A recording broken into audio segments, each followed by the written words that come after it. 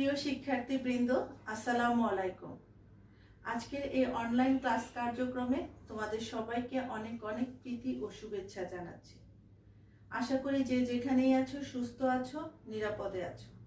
আজকের এই ক্লাসটি আমার অনার্স সেকেন্ড ইয়ারের ছাত্রদের জন্য।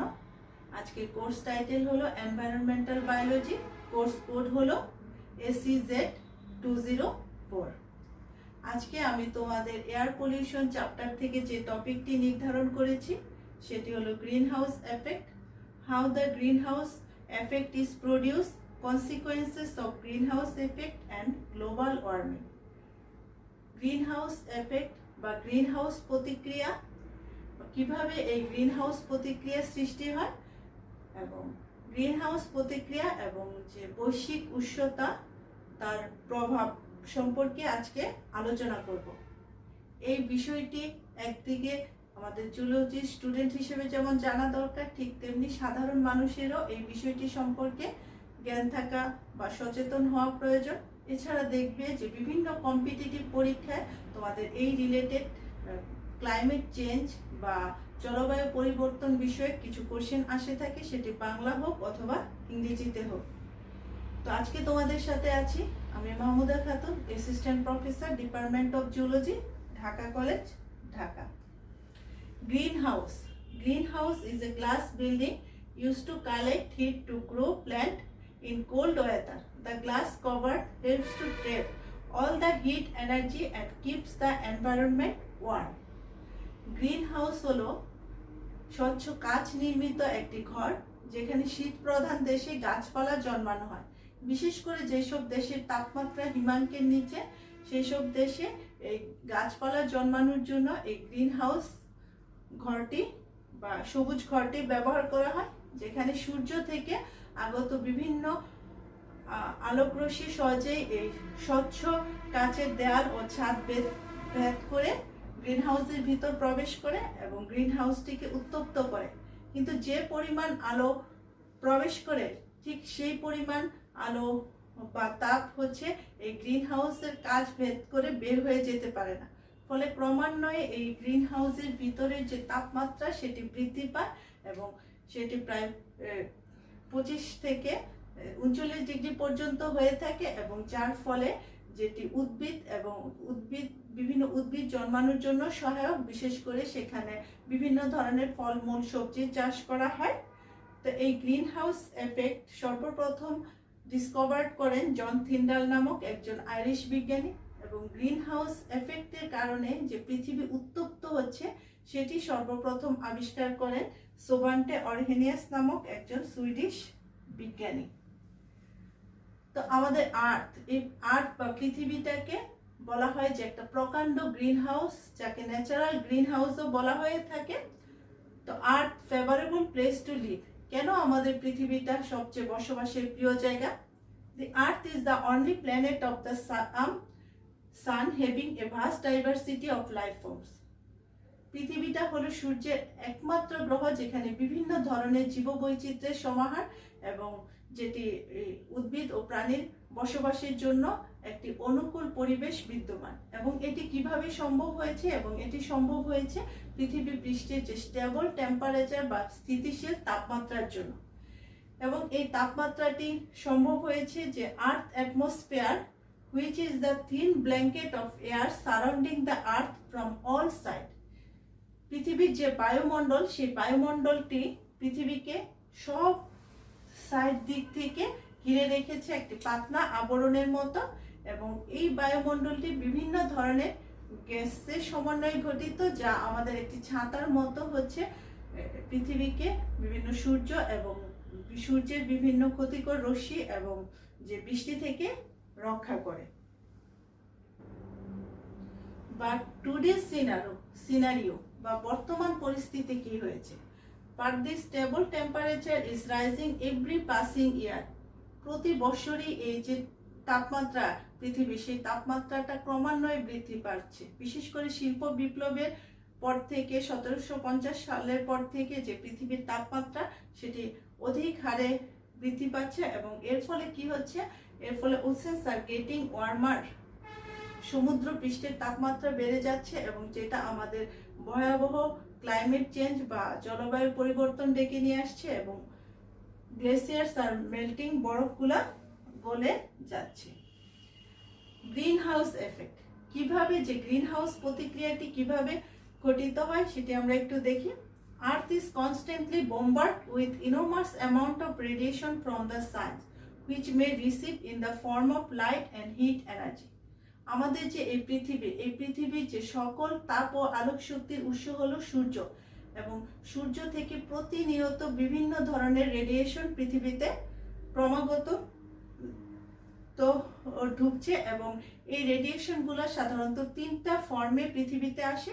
একটি হলো আল্ট্রাভায়োলেট রে, যেটি হলো অতি বেগুনি রশ্মি, আরেকটি হলো ভিজিবল রেস বা দৃশ্যমান আলোক রশ্মি, আরেকটি হলো ইনফ্রারেড রশ্মি।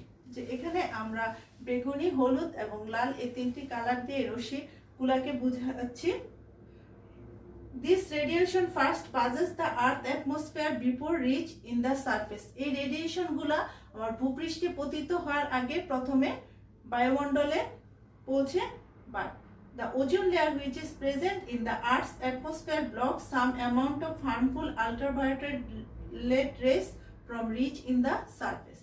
তো বায়ুমণ্ডলে যে ওজোন লেয়ার আছে, যেটা সাধারণত বায়ুমণ্ডলের যে স্ট্র্যাটোস্ফিয়ার লেয়ারে অবস্থিত, সেটি পৃথিবীতে যে অতি বেগুনি রশ্মি, সেই বেগুনি রশ্মিটি আসতে বাধা দেয় এবং সেটি আবার মহাশূন্যে ফিরে যায়। Remaining race reach the surface, part of is absorbed by the earth and some, especially the infrared rays, are reflected back into the space. অন্যান্য যে রশ্মিগুলো সেগুলো পৃথিবীতে প্রবেশ করে এবং প্রবেশ করার পর কিছু রশ্মি ভূপৃষ্ঠ কর্তৃক শোষিত হয় এবং বাকিগুলো আবার পুনরায় যে মহাশূন্যে ফিরে যায়।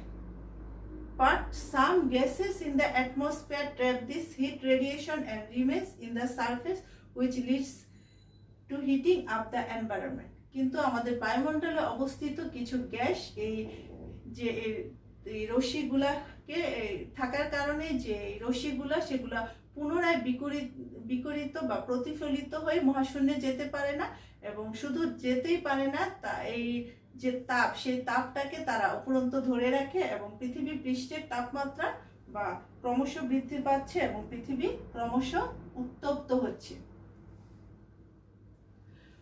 Why it is called greenhouse? কেন এটাকে গ্রিন হাউস বলা হয়? কারণ যে considering the planet Earth, the atmosphere acts as the glass and traps the heat.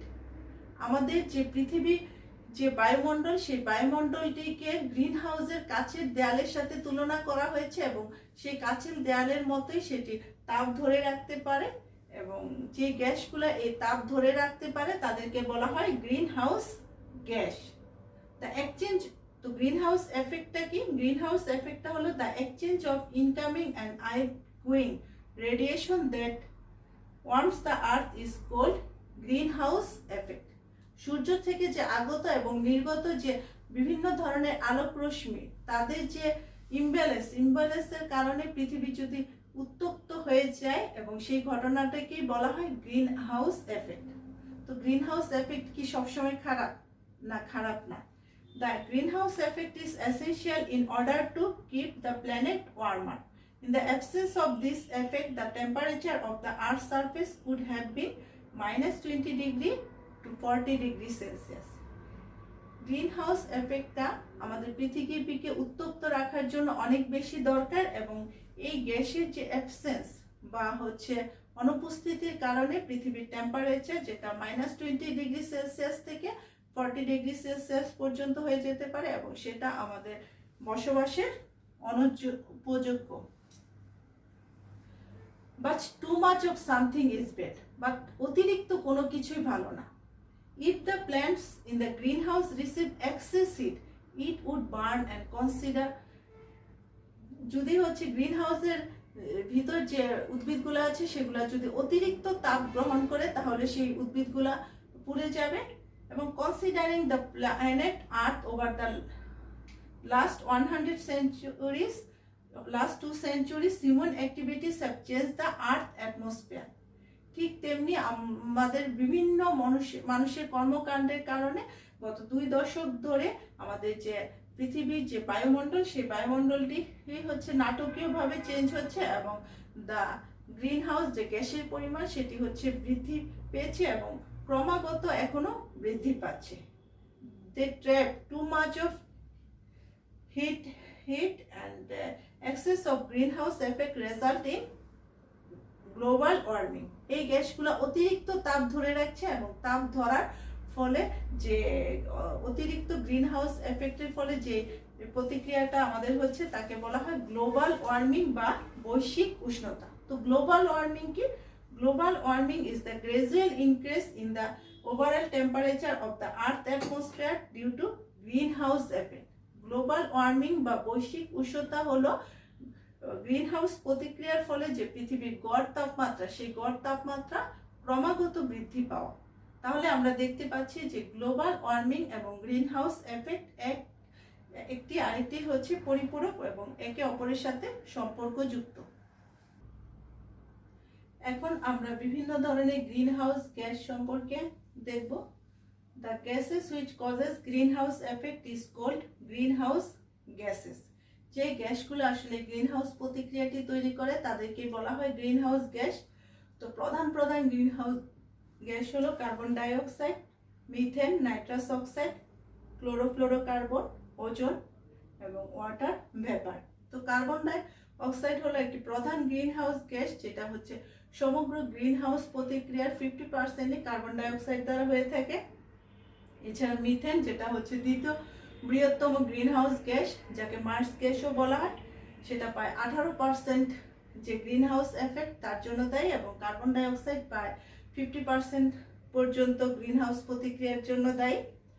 আরেকটি গ্যাস হলো নাইট্রাস অক্সাইড, যাকে আমরা লাফিং গ্যাস বা হাসি উদ্দীপক গ্যাসও বলে থাকি এবং সেটি প্রায় 6% গ্রিনহাউস এফেক্টের জন্য দায়ী। এছাড়া আছে ক্লোরোফ্লোরোকার্বন, বিশেষ করে 1960 দশকের পরে বিভিন্ন ধরনের বিলাস সামগ্রী ব্যবহার করার ফলে, বিশেষ করে refrigerator, air conditioner, aerosol, foam, plastic প্রভৃতি ইন্ডাস্ট্রি থেকে প্রচুর পরিমাণে ক্লোরোফ্লোরোকার্বন উৎপন্ন হয় এবং এর যে তাপ ধারণ ক্ষমতা সেটি কার্বন ডাই অক্সাইড থেকে প্রায় 7000 গুণ বেশি। এছাড়া আছে ওজোন। ওজোন হলো একটি নীল রঙের গ্যাস, যেটা 3টি অক্সিজেন পরমাণু নিয়ে গঠিত এবং এর যে তাপ ধারণ ক্ষমতা সেটি কার্বন ডাই অক্সাইড থেকে প্রায় 2000 গুণ বেশি। এছাড়া ওয়াটার ভেপার বা জলীয় বাষ্প গ্রিনহাউস এফেক্টের জন্য দায়ী। সোর্সেস অফ গ্রিনহাউস গ্যাস বা গ্রিনহাউস গ্যাসের উৎস কি? গ্রিনহাউস গ্যাসের দুইটাই উৎস আছে, একটি হলো প্রাকৃতিক উৎস আর একটি হলো মানুষের বিভিন্ন কার্যকলাপ। তো প্রাকৃতিক উৎসগুলো হলো আগ্নেয়গিরির অগ্নুৎপাত, দাবানল, তারপর প্রাণী শ্বসন, বিভিন্ন হচ্ছে জৈব বস্তুর পচন, তার ফলে প্রচুর পরিমাণ গ্রিনহাউস গ্যাস উৎপন্ন হয়। তো আমাদের যে হিউম্যান অ্যাক্টিভিটিসের কারণে যে গ্রিনহাউস এফেক্টগুলো হয় তার কারণগুলো হলো বার্নিং অফ ফসিল ফুয়েল, জীবাশ্ম জ্বালানির দহন। জীবাশ্ম জ্বালানি হিসেবে আমরা অয়েল, যেটা হচ্ছে তেল, তারপর কয়লা, প্রাকৃতিক গ্যাস, ডিজেল, পেট্রোল ইউজ করি এবং এগুলো প্রচুর পরিমাণে ব্যবহার করা হচ্ছে আমাদের অটোমোবাইলস, যানবাহনে, ইন্ডাস্ট্রি, বিভিন্ন ধরনের শিল্প কারখানায়, বিদ্যুৎ উৎপাদনের কাজে বা বিভিন্ন কাজে ব্যবহৃত হচ্ছে। এছাড়া আমাদের হোমস বা আমাদের যে বসত বাড়িতে হচ্ছে বিদ্যুৎ উৎপাদন এবং বিভিন্ন ধরনের সামগ্রী ব্যবহারের ফলেও এই গ্রিনহাউস গ্যাসগুলো উৎপন্ন হচ্ছে এবং প্রচুর পরিমাণে জীবাশ্ম জ্বালানি দহন হচ্ছে। তো আমাদের আরেকটি সোর্স হচ্ছে এগ্রিকালচার বা কৃষি থেকে আমাদের গ্রিনহাউস গ্যাসগুলো তৈরি হয়। তো ওভার ইউজ অফ ফার্টিলাইজার, আমাদের কৃষি উন্নয়নের সাথে সাথে আমরা প্রচুর পরিমাণে ফার্টিলাইজার এবং পেস্টিসাইড ইউজ করছি এবং এখানে প্রচুর নাইট্রোজেন অক্সাইড উৎপন্ন হয়। এছাড়া over production of farm animal বা গবাদি পশু থেকেও প্রচুর পরিমাণে যে মিথেন গ্যাস উৎপন্ন হয়। এছাড়া বিভিন্ন ধরনের কৃষি বর্জ্য থেকেও মিথেন গ্যাস উৎপন্ন হয়। আরেকটি সোর্স হলো ডিফরেস্টেশন বা নির্বনন। আমরা যদি নির্বিচারে বন ধ্বংস করি সেখানে আমাদের প্ল্যান্টের পরিমাণ কমে যাবে এবং প্ল্যান্টের পরিমাণ কমে গেলে তাদের যে ফটোসিনথেটিক কমে যাবে, ফটোসিনথেসিসটাও কমে যাবে। এর ফলে প্ল্যান্ট হচ্ছে কার্বন ডাই অক্সাইড শোষণ করতে পারবে না এবং তার ফলে আমাদের বাতাসে কার্বন ডাই অক্সাইডের পরিমাণ বেড়ে যাবে। এছাড়া আরেকটি প্রধান সোর্স হলো এই গ্যাসগুলোর ওয়াটার পলিউশন। আমরা বিভিন্ন ভাবে পানি দূষণ করে থাকি, বিশেষ করে ইন্ডাস্ট্রিয়াল ওয়াস্ট, ডোমেস্টিক ওয়াস্ট, শিল্প বর্জ্য বা হচ্ছে আমাদের গৃহস্থালী যে বর্জ্য, কেমিক্যাল ফার্টিলাইজার অ্যান্ড পেস্টিসাইড, বিভিন্ন ধরনের রাসায়নিক যে সার এবং যে কীটনাশক ব্যবহার করা হয়, এছাড়া রেডিও অ্যাক্টিভ ওয়াস্ট বা তেজস্ক্রিয় বর্জ্য, এছাড়া মেরিন ডাম্পিং, বিভিন্ন ধরনের সমুদ্রে হচ্ছে বিভিন্ন ধরনের বর্জ্য নিক্ষেপ, এছাড়া ডিটারজেন্ট, পরিষ্কারক দ্রব্য, এছাড়া অয়েল লিকেজ বা তেল নিঃসরণের ফলেও প্রচুর পরিমাণে গ্রিন হাউস মানে আমাদের পানি দূষিত হয়। এবং পানি দূষণের ফলে কি হচ্ছে, পানি দূষণের ফলে পানিতে অবস্থিত বিভিন্ন ধরনের ফটোসিনথেটিক প্ল্যান্ট, বিশেষ করে ফাইটোপ্ল্যাঙ্কটন, বিভিন্ন ধরনের এলগি, ব্লু গ্রিন এলগির পরিমাণ কমে যাচ্ছে। এর ফলে এদের ফটোসিনথেসিস রেটও কমে যাচ্ছে। এর ফলে তারা কার্বন ডাই অক্সাইড শোষণ করতে পারছে না এবং বাতাসে এবং পানিতে কার্বন ডাই অক্সাইডের পরিমাণ বৃদ্ধি পাচ্ছে। তো এখন আমরা দেখব consequences of greenhouse effect and global warming. Greenhouse প্রতিক্রিয়া এবং বৈশ্বিক উষ্ণায়নের যে প্রভাব, সেই প্রভাবগুলা কি কি? Consequences of global warming is enormous. Its effect is not limited to one country, but it would affect the entire planet. গ্রিনহাউসের যে প্রভাব সেটা হচ্ছে অনেক ব্যাপক এবং সেটা শুধু একটা যে স্পেসিফিক যে কোনো দেশ তাকেই হচ্ছে প্রভাবিত করছে না, এর ফলে পুরো বিশ্বটাই হচ্ছে প্রভাবিত হচ্ছে। বিশেষ করে বাংলাদেশের মতো যে উন্নয়নশীল দেশ, বাংলাদেশের জিওগ্রাফিক লোকেশন বা ভৌগোলিক অবস্থান এবং কিছুটা নিম্নভূমিতে অবস্থানের কারণে বাংলাদেশ যে গ্রিনহাউস এফেক্টের কারণে মোর ভার্নারেবল, অনেক বেশি হুমকির সম্মুখীন। তো আমরা দেখি যে আমাদের গ্রিনহাউস এফেক্টের ফলে বা গ্লোবাল ওয়ার্মিং এর ফলে কি কি প্রতিক্রিয়া হতে পারে। প্রথমটাই হচ্ছে রাইজ অফ টেম্পারেচার বা তাপমাত্রা বৃদ্ধি। The temperature of the earth has increased significantly over the past few decades.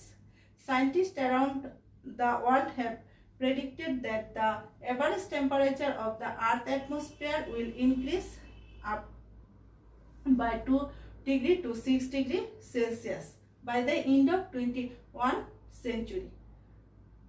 পৃথিবীর যে টেম্পারেচার সেটি হচ্ছে খুব দ্রুত বৃদ্ধি পাচ্ছে কয়েক দশক ধরে এবং বিভিন্ন যে বিজ্ঞানীরা তারা হচ্ছে প্রেডিক্টেড করছে বা ভবিষ্যৎবাণী করছে যে 21 শতকের মধ্যে যে পৃথিবীর টেম্পারেচার বা তাপমাত্রা সেটি প্রায় 2 থেকে 6 ডিগ্রি পর্যন্ত বৃদ্ধি পাবে। তো according to the Bangladesh meteorological department, Bangladesh has experienced an average temperature rise of 0.6 degrees Celsius over the last 100 years, and the Dhaka city has got an increase of 2 degrees Celsius during the same period. বাংলাদেশের যে meteorological department তার মতে যে বাংলাদেশের টেম্পারেচারটা গত 100 বছরে 0.6 degree Celsius বেড়েছে এবং ঢাকা শহরে এটি প্রায় 2 ডিগ্রি সেলসিয়াস পর্যন্ত বেড়েছে ঠিক একই সময়ে। এখন আমরা আরেকটি এফেক্ট, গ্রিন হাউসের এফেক্ট, সেটি হচ্ছে মেল্টিং অফ গ্লেসিয়ার বা বরফ বিগলন। গ্রিন হাউসের এফেক্টের ফলে যে আমাদের অ্যান্টার্কটিকা মহাদেশের বা উত্তর ও দক্ষিণ মেরুর বিভিন্ন বরফ গলা শুরু হয়েছে। The current rate of melting of the ice in the Antarctica is 2 times greater than before. এখনকার যে বরফ গলনের যে হার সেটি হচ্ছে 2 গুণ বেশি আগের চেয়ে। Floating ice of Greenland, Iceland, Norway, Sweden, Finland, Siberia, Alaska will be started melting by the rise of temperature. Greenland, Iceland, Norway, Sweden, Finland, Siberia, Alaska যারা শীত প্রধান দেশ তাদের যে বিভিন্ন হচ্ছে ফ্লোটিং ভাসমান বরফ, সেই বরফগুলো গলতে শুরু করছে এবং এই গলা টেম্পারেচার বৃদ্ধির ফলে বরফ বিগলন অলরেডি শুরু হয়ে গিয়েছে। আরেকটি এফেক্ট হলো sea level rise and inundation of the low lying lands. সমুদ্র পৃষ্ঠের উচ্চতা বৃদ্ধি এবং আমাদের নিম্নভূমি প্লাবিত হওয়া। Average temperature of the earth will increase in 5 degrees Celsius. Consequently, sea level will also raise in 5 meter. যদি পৃথিবীর গড় তাপমাত্রাটা হচ্ছে 5 ডিগ্রি সেলসিয়াস পর্যন্ত বৃদ্ধি পায়, তাহলে আমাদের যে সি লেভেল বা সমুদ্র পৃষ্ঠের উচ্চতা সেটিও হচ্ছে 5 মিটার পর্যন্ত বৃদ্ধি পেতে পারে। সেটা সায়েন্টিস্টরা বা বিজ্ঞানীরা অবজার্ভ করছেন। According to the intergovernmental panel on climate change, যাকে আইপিসিসি বলা হয়, the sea level of the bay of Bengal is rising at a rate of 1.5 millimetre per year. বাংলাদেশে এই যে sea level rise bay of Bengal সেটি হচ্ছে প্রতি বছর 1.5 মিলিমিটার করে বাড়ছে। এর ফলে কি হচ্ছে? এর ফলে বাংলাদেশ সহ অন্যান্য যে উপকূলীয় এলাকাগুলো, সেই এলাকাগুলা হচ্ছে যে একটা বিস্তীর্ণ এলাকা, সেটি হচ্ছে সি লেভেল রাইজের পরে বা সমুদ্রের যে উচ্চতা বৃদ্ধির ফলে কোস্টাল এরিয়াগুলো ডুবে যাওয়ার সম্ভাবনা থাকছে। তো scientist predict that rising sea level submerge 70% of Bangladesh land area and will displace 18 million people in the next 40 years. বিজ্ঞানীরা ধারণা করছে যে এই যদি এই হারে ক্রমাগত হারে যে সমুদ্র পৃষ্ঠের উচ্চতা বাড়তে থাকে, তাহলে একসময় বাংলাদেশের যে 17% এলাকায় ডুবে যাবে এবং এর ফলে বাংলাদেশে প্রায় 18 মিলিয়ন লোক গৃহছাড়া হবে এবং তারা অন্য স্থানে সরে যেতে বাধ্য হবে। তো আমরা যদি এখন আরেকটি এফেক্ট দেখি গ্রিন হাউসের, সেটি হলো এফেক্টস ইন ওয়েদার বা আমাদের আবহাওয়ার উপর গ্রিন হাউস কিভাবে প্রভাব ফেলে। গ্রিন হাউস প্রতিক্রিয়ার ফলে আসলে যে বায়ু প্রবাহ, সমুদ্র স্রোত, মেঘ, বৃষ্টি প্রত্যেকটারই তারতম্য ঘটছে এবং এই তারতম্য ঘটার ফলে কি হচ্ছে? এক্সট্রিম কোল্ড অ্যান্ড হিট, কোথাও অনেক বেশি শীত অনুভূত হচ্ছে অথবা কোথাও অনেক বেশি গরম অনুভূত হচ্ছে। ইরেগুলার রেট, আমাদের বৃষ্টিপাত সেটি হচ্ছে ইরেগুলার হয়ে যাচ্ছে, বিশেষ করে অনেক এলাকায় মৌসুমী বৃষ্টিপাত তো বন্ধ হয়ে যাচ্ছে। ফ্রিকোয়েন্ট ড্রপ এবং হচ্ছে ক্রমাগত হচ্ছে খরা, সেই খরাগুলা হচ্ছে দেখা যাচ্ছে। এর ফলে ডেজার্টেশন বা মরুময়তার সৃষ্টি হচ্ছে। ডিস্টার্ব সিজন সাইকেল, এবং এর ফলে আমাদের যে সিজনের যে ঋতুর যে চক্র, সেই চক্রটা ডিস্টার্ব হচ্ছে এবং ঋতুগুলার আসা যাওয়া ঠিক মতো আসছে না। যখন সামারে সামার আসছে না, আবার মনসুনও আসছে না, উইন্টার আবার অনেকদিন স্থায়ী হচ্ছে, আবার সামারও কোনো জায়গায় অনেকদিন স্থায়ী হচ্ছে। তো আমাদের আরেকটি এফেক্ট হলো ন্যাচারাল ডিজাস্টার বা প্রাকৃতিক দুর্যোগ। আসলে গ্রিন হাউস এফেক্টের ফলে বিভিন্ন ধরনের প্রাকৃতিক দুর্যোগ দেখা দিচ্ছে, বিভিন্ন ধরনের শক্তিশালী এবং হচ্ছে খুব ফ্রিকোয়েন্ট হচ্ছে ঘূর্ণিঝড়, তারপর সাইক্লোন, ফ্লাড, বন্যা, তারপর ড্রট, খরা, তারপর হচ্ছে রিভার ইরোশন, নদী ভাঙনের মতো ঘটনাগুলো ঘটছে। বিশেষ করে melting of Himalayan glaciers causes severe flooding, যে হিমালয়ের যে বরফগুলা গলার ফলে, এই বিগলনের ফলে সেইখান থেকে যে নদীগুলা, সেই নদীগুলোর পানি বৃদ্ধি পাচ্ছে এবং পানি বৃদ্ধি পাওয়ার ফলে সেটা একটা বিরাট এলাকায় বন্যার সৃষ্টি করছে। এবং আমরা দেখেছি যে আমাদের দেশটি কিছুদিন পর পর বিভিন্ন ধরনের ঘূর্ণিঝড় তারা আক্রান্ত হয়েছে এবং সেটা আমরা অবজার্ভ করেছি 2007 সালে সিডর, এবং সিডরের ফলে আমরা অনেক বেশি ক্ষতিগ্রস্ত হয়েছে এবং আমাদের অনেক লোকও সেই ঘূর্ণিঝড়ের কারণে মারা গিয়েছে। এখন আমরা দেখব যে গ্রিন হাউস এফেক্ট আমাদের এগ্রিকালচার এবং ফিশারিজে কি পরিমাণ ক্ষতি করছে। তো due to drought and lowering of ground water, irrigation will be the largest demand in dry season. খরা এবং যে ভূগর্ভস্থ পানির স্তর, সেই স্তরটি নিচে যাওয়ার ফলে যে আমাদের ড্রাই সিজন বা শুষ্ক মৌসুমে প্রচুর পরিমাণে ইরিগেশনের দরকার, এবং এই ইরিগেশনের না দেওয়ার ফলে আমাদের এগ্রিকালচার বা শস্য উৎপাদন অনেক পরিমাণ ব্যাহত হচ্ছে। Flooding causes a loss of cultivable land causing a drop in the crop yield. অতিরিক্ত বন্যার হলে আমাদের যে কৃষি ভূমি, সেই কৃষি জমিগুলা হচ্ছে বন্যার পানিতে হচ্ছে ভেসে যাচ্ছে এবং সেই কারণে আমাদের যে শস্য উৎপাদন, সেই উৎপাদনও কমে যাচ্ছে। তো global warming also effect the fish production of the country. ঠিক সেইভাবে আমাদের যে গ্লোবাল ওয়ার্মিং বা বৈশ্বিক উষ্ণতা আমাদের যে মৎস্য উৎপাদনটাকেও ব্যাহত করছে।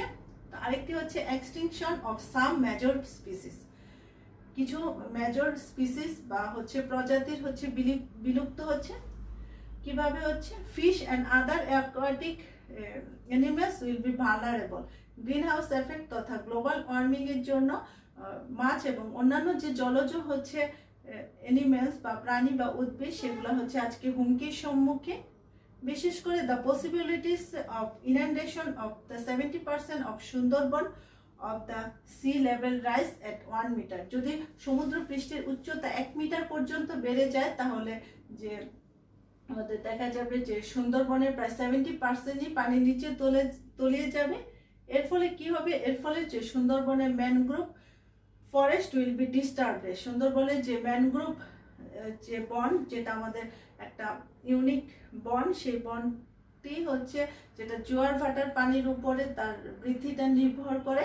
সেই জোয়ার ভাটার পানিও ঠিক মতো আসবে না এবং সমুদ্র লেভেলের যে উচ্চতা বৃদ্ধি, সমুদ্রের উচ্চতা বৃদ্ধির কারণে সেখানে একটা স্থায়ী জলাবদ্ধতার সৃষ্টি হবে এবং সেই ম্যানগ্রোভ যে ফরেস্টের অস্তিত্ব হুমকির সম্মুখীন হবে।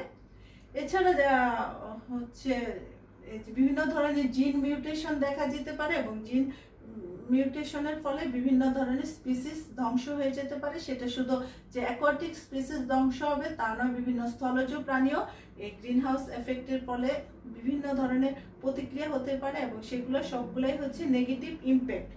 এর ফলে কি হবে? এর ফলে আমাদের ইকোলজিক্যাল ইমব্যালেন্স বা বাস্তুতান্ত্রিক ভারসাম্যহীনতা দেখা যাবে। তো আমরা যদি এখন আমাদের হেলথ হ্যাজার্ড বা স্বাস্থ্য ঝুঁকিটা দেখি গ্রিন হাউস এফেক্টের কারণে, স্প্রেড অফ ডিজিজ। গ্রিন হাউস এফেক্টের কারণে বিভিন্ন ধরনের রোগবালাই দেখা যাবে। বিশেষ করে যে mosquito borne disease like malaria, dengue can be the life threat. বিভিন্ন ধরনের যে মশার যে রোগগুলা, বিশেষ করে ডেঙ্গু, চিকুনগুনিয়া, ম্যালেরিয়া, এগুলো আমাদের গত 2-3 বছর যাবৎ ব্যাপক হারে বৃদ্ধি পেয়েছে। এছাড়া people of Bangladesh will be more vulnerable to cardiovascular, respiratory and gastrointestinal disease. বাংলাদেশের লোকেরা যে গ্রিন হাউস এফেক্ট বা গ্লোবাল ওয়ার্মিং এর ফলে যে কার্ডিওভাস্কুলার, হৃদরোগ, তারপরে আমাদের শ্বসনতন্ত্রের বিভিন্ন সমস্যা অথবা যে পরিপাকতন্ত্রের বিভিন্ন সমস্যার সম্মুখীন হতে পারে। আরেকটি প্রভাব হলো malnutrition due to reduction of food production. আমাদের অপুষ্টি দেখা যাবে। কেন দেখা যাবে? কারণ আমাদের যে ফুড প্রোডাকশন সেটি কমে যাবে। এর ফলে ভাইরাল ইনফেকশন, বিভিন্ন ধরনের ভাইরাস ইনফেকশন দেখা যাবে। তো অনেক পরিবেশ বিজ্ঞানীরা মনে করছেন যে বর্তমানে আমরা যে করোনা ভাইরাসে আক্রান্ত, সেটি আমাদের পরিবেশ বিপর্যয়েরই একটি ফল। তো negative impacts on mental health, এর ফলে আমাদের যে মানসিক স্বাস্থ্যের উপর একটা ক্ষতিকর প্রভাব ফেলবে। তো আদার্স যে ইম্প্যাক্টগুলো বা আদার্স যে কনসিকুয়েন্সগুলো, সেগুলো হচ্ছে increasing salinity.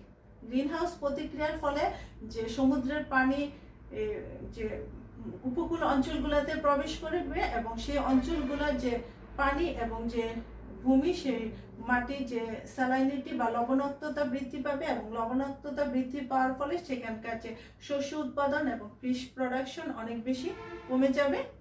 Changes of flow of rivers, এবং নদ নদীর যে প্রবাহ, সেই প্রবাহটা বাধাগ্রস্ত হবে এবং তার গতি পরিবর্তন হবে। আরেকটা হলো ক্লোরাল ব্লিচিং। গ্রিন হাউস প্রভাব বা যে অতিরিক্ত তাপমাত্রার বৃদ্ধির ফলে যে কোরালের যে সুন্দর সুন্দর কালারগুলো আছে, সেই কালারগুলো ব্লিচ করবে এবং সেই কোরালগুলো আস্তে আস্তে সাদা হয়ে যাবে। এখন আমরা দেখব initiative to mitigate global warming. গ্লোবাল ওয়ার্মিংটাকে রিডিউস করার জন্য আমরা কি কি হচ্ছে পদক্ষেপ নিতে পারি। তো প্রথমটাই হচ্ছে গ্লোবাল কোঅপারেশন বা ইন্টারন্যাশনাল এগ্রিমেন্ট। গ্রিন হাউস আসলে কোনো দেশের নির্দিষ্ট কোনো সমস্যা না, এটা পুরো বিশ্বেরই সমস্যা। এর জন্য বিশ্বের সব দেশের রাষ্ট্রপ্রধানরা মিলে বিভিন্ন ধরনের গ্লোবাল কোঅপারেশন করবে এবং তারা বিভিন্ন ধরনের আন্তর্জাতিক চুক্তিতে স্বাক্ষর করবে। তো সেরকম একটি আন্তর্জাতিক চুক্তি হলো, একটি হলো প্যারিস এগ্রিমেন্ট আর একটি হলো কিয়োটো প্রটোকল। তো প্যারিস দুইটা চুক্তিরই মেইন উদ্দেশ্য ছিল যে গ্রিন হাউস গ্যাস, সেই গ্যাসগুলোর পরিমাণ নিঃসরণ কমিয়ে আনা। তো প্যারিস এগ্রিমেন্ট চাপ্টার হচ্ছে একটা মুখ্য উদ্দেশ্য ছিল to provide financial assistant two developing countries, যার উন্নয়নশীল দেশগুলোতে হচ্ছে অর্থনৈতিক সহায়তা প্রদান করা। আর কিয়োটো প্রোটোকল, যেটি জাপানে কিয়োটো নগরীতে হয়েছিল, তার মেন উদ্দেশ্য ছিল যারা চুক্তিবদ্ধ দেশগুলো সম্মত হয়েছিল যে তাদের যে গ্রিন হাউস গ্যাসের নিঃসরণ সেটা 5% পর্যন্ত কমিয়ে আনার, 5% পর্যন্ত কমিয়ে আনার জন্য তারা চুক্তিবদ্ধ হয়েছিল। তো আরেকটি আমরা মেজার নিতে পারি, সেটি হলো রিডিউস ফসিল ফুয়েল ইউজেস। আমাদের যে জীবাশ্ম জ্বালানি, সেই জীবাশ্ম জ্বালানির ব্যবহারটা কমিয়ে আনতে হবে। কিভাবে কমিয়ে আনতে পারি, সেক্ষেত্রে আমাদের অল্টারনেটিভ কিছু চিন্তা করতে হবে। অল্টারনেটিভ চিন্তাগুলো কি? Increasing fuel efficiency of vehicles. আমাদের যে যানবাহন, সেই যানবাহনগুলা যে জীবাশ্ম জ্বালানিগুলা ইউজ করা হয় এবং তার ফলে যে পরিমাণ গ্যাস উৎপন্ন হয় সেটি আমাদের পরিবেশের জন্য ক্ষতিকর। সেই ক্ষেত্রে আমরা ফুয়েল এফিসিয়েন্সি বাড়ানোর জন্য ইঞ্জিনের নকশা পরিবর্তন করতে পারি বা বিভিন্ন ধরনের অল্টারনেটিভ এনার্জির অল্টারনেটিভ সোর্স কথা চিন্তা করতে পারি। এছাড়া যে নির্গত গ্যাস যেটি বের হয় সেটি পরিশোধনের ব্যবস্থা করতে পারি। এর জন্য আমরা বিভিন্ন ধরনের জিনিস ইউজ করতে পারি। আরেকটি হলো অল্টারনেটিভ এনার্জি সোর্স। আমাদের যে এনার্জি শক্তির জন্য অন্যান্য সোর্স ব্যবহার করতে হবে ফসিল ফুয়েল ব্যতীত। বিশেষ করে আমরা ইউজিং মোর রিনিউয়েবল এনার্জি, আমাদের নবায়নযোগ্য যে শক্তি এগুলা ব্যবহার করতে হবে। এক্ষেত্রে আমরা সোলার এনার্জি, সৌরশক্তি ব্যবহার করতে পারি, অথবা উইন্ড কারেন্টও ব্যবহার করতে পারি। তো আরেকটি হচ্ছে মিটিগেট করার জন্য আমরা আরেকটি মেজার নিতে পারি, সেটি হলো রিফরেস্টেশন। আমাদের প্রচুর পরিমাণে বৃক্ষরোপণ করতে হবে, প্ল্যান্টিং মোর ট্রিজ। তারপর আরেকটি করতে হবে illegal deforestation should be deal with strict laws and provision of punishment.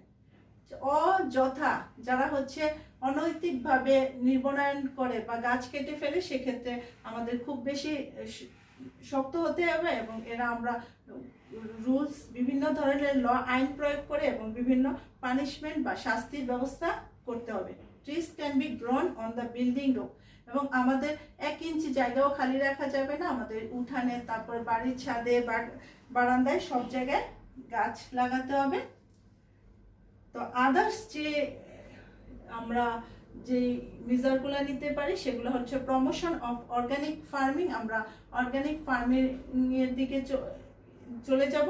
Reducing waste generation, আমরা ময়লা আবর্জনা সেটি কম ফেলবো। বিশেষ করে আমরা যে বিভিন্ন ধরনের আবর্জনা ফেলি সেগুলোকে আমরা হচ্ছে প্রসেস করে জৈব সার উৎপন্ন করতে পারি।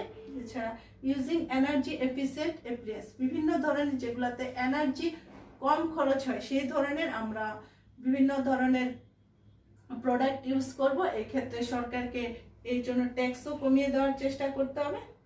তারপর এফিসিয়েন্ট ওয়াস্ট ম্যানেজমেন্ট, বিভিন্ন ধরনের যে শিল্প কারখানার যে বর্জ্য ব্যবস্থাপনা, সেই বর্জ্য ব্যবস্থাপনাকে এফিসিয়েন্ট করতে হবে। আরেকটি হলো imposition of additional tax to carbon emitting company. যেসব কোম্পানিগুলো অতিরিক্ত হচ্ছে বা যেসব শিল্প কারখানা অতিরিক্ত কার্বন নিঃসরণ করে এবং কার্বন নিঃসরণের হার অনুযায়ী তাদেরকে ট্যাক্স ইম্পোজ করতে হবে এবং সেই ক্ষেত্রে তারা কার্বন নিঃসরণের পরিমাণ কমিয়ে আনবে। তো কনক্লুশন বা উপসংহারে আমরা কি বলতে পারি? Green house effect as well as global warming turns to be the biggest challenge to the mankind in near future. So proactive measures can be taken immediately. বিশেষ করে গ্রিন হাউস এফেক্ট এবং যে গ্লোবাল ওয়ার্মিং, বৈশ্বিক উষ্ণতা হচ্ছে আমাদের অদূর ভবিষ্যতে মানব জাতির জন্য একটা বড় চ্যালেঞ্জ হয়ে দাঁড়িয়েছে এবং এর জন্য আমরা বিভিন্ন ধরনের কার্যকরী পদক্ষেপ নিতে হবে। তো বাংলাদেশ যেহেতু হচ্ছে গ্রিন হাউস এফেক্ট এবং হচ্ছে গ্লোবাল ওয়ার্মিং এর জন্য যে হুমকি স্বরূপ, সেই ক্ষেত্রে becoming A developing country, it can not manage the required fund for this. আমরা হচ্ছে একটা উন্নয়নশীল দেশ হিসেবে তার জন্য প্রয়োজনীয় পরিমাণ যে ফান্ড সেইটা আমরা ম্যানেজ করতে পারবো না।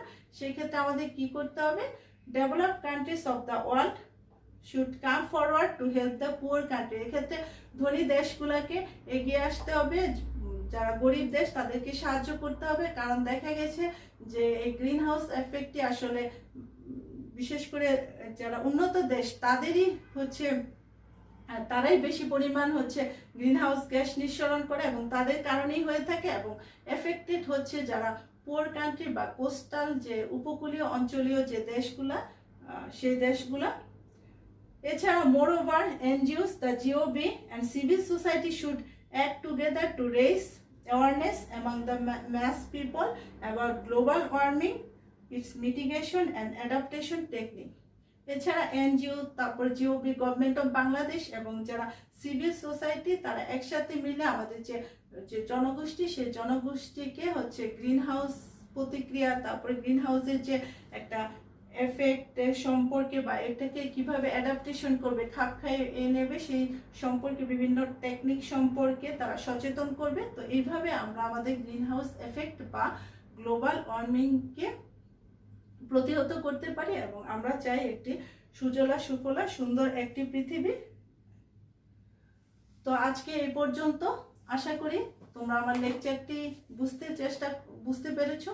আমি খুব সহজে এবং ইনফরমেটিভ ওয়েতে তোমাদের বোঝানোর চেষ্টা করছি। তো সবাইকে ঈদুল আজহার অগ্রিম শুভেচ্ছা। সবাই ভালো থাকবে, সুস্থ থাকবে এই কামনা করছি। ধন্যবাদ সবাইকে।